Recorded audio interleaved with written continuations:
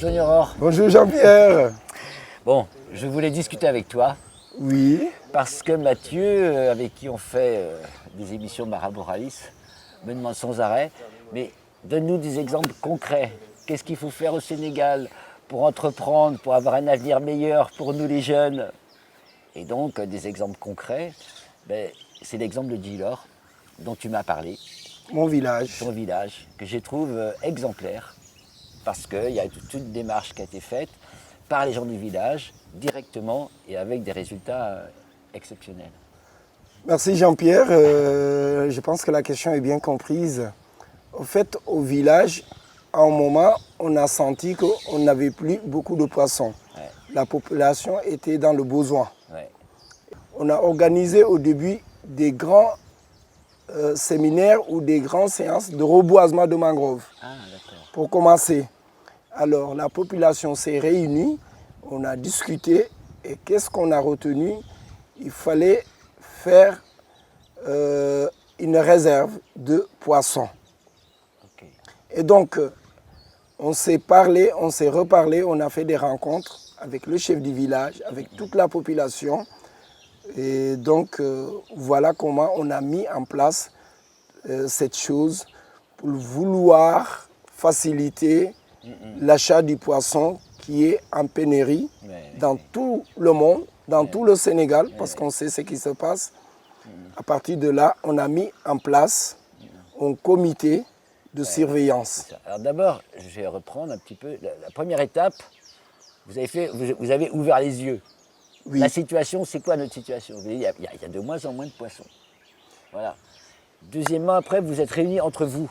C'est Oui. ça que je trouve remarquable. C'est vous, le village, avec les chefs de village, la population. Vous avez discuté ensemble et vous avez pris des décisions. Donc la décision, tu me dis, reporter de la mangrove, d'abord. C'était déjà pour faire revenir les différentes espèces qui étaient en voie de disparition. Aussi, oui. Donc aujourd'hui, on a remarqué qu'on a des gros poissons. On a les lamantins qui vivent là-bas. Ouais. On a les singes qui vivent là-bas. Et plusieurs espèces.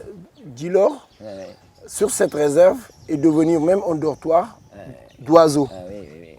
Donc tout ça est dû à la protection de cette partie de la réserve. Tu m'avais dit que donc, vous avez donc décidé de planter de la mangrove. Ensuite, dans tout cet espace qui est assez grand, je crois, c'est quand même assez grand comme espace. Hein? C'est énorme. Énorme même, ah oui. Et donc là, tu me disais, c'était pour que il y ait la reproduction et la croissance des poissons. Donc, dans toute cette zone, tu m'as même dit... Tu sais, quand tu as de la mangrove, Jean-Pierre, et le poisson est dedans, il se protège. Oui, c'est vrai, dans la mangrove. Ouais. Et quand le poisson revient, il y a les crevettes qui se protègent, il y a les huîtres qui se reproduisent, il y a le poisson qui grandit. Et une fois que ce poisson est largement, je ne sais pas, quand il commence à faire 3-4 kilos, il sait qu'il ne peut plus rester dans cette zone. Il bouge. Voilà. Et quand tu le pêches, ce n'est pas grave, parce qu'il y a les tout petits poissons qui sont ailleurs, qui sont dans cette zone, qui sont en train de se reproduire, qui grandissent. Donc voilà quoi. Ça veut dire que ça veut pas dire qu'il y a une interdiction de la pêche. Notre réserve, tu ne pêches pas, c'est ça. tu ne cueilles pas, tu ne chasses pas. Rien. C'est une réserve. D'accord. Et personne n'a l'autorisation d'aller pêcher ou autre. Voilà. Ni les étrangers, ni les gens de Djilor. Les villageois et les étrangers. Donc, quand tu pêches, tu vas subir une sanction. C'est très sévère. Oui, tu m'avais dit. Par la population d'abord. Et après, on va voir le service de pêche. Et on te rend dans les mains de la gendarmerie et autres. Ah ouais, sérieux. C'est des mesures très, très sérieuses. Mais ce qui est important quand même, c'est qu'en dehors de cette zone, justement, vous pêchez. Il y a autorisation de pêcher. Et là, maintenant, il y a des grands poissons. Et ce qui m'a amusé, ce qui est quand même formidable, c'est qu'il y a même un poissonnier qui s'est installé.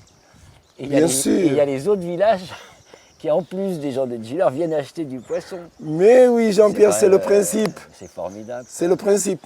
Hors de cette zone, les gens, ils peuvent pêcher. Voilà. Tu pêches tes produits. Nous, on est pêcheurs à Djilor. On mange du poisson frais et tous les jours. On a du beau poisson et du gros poisson.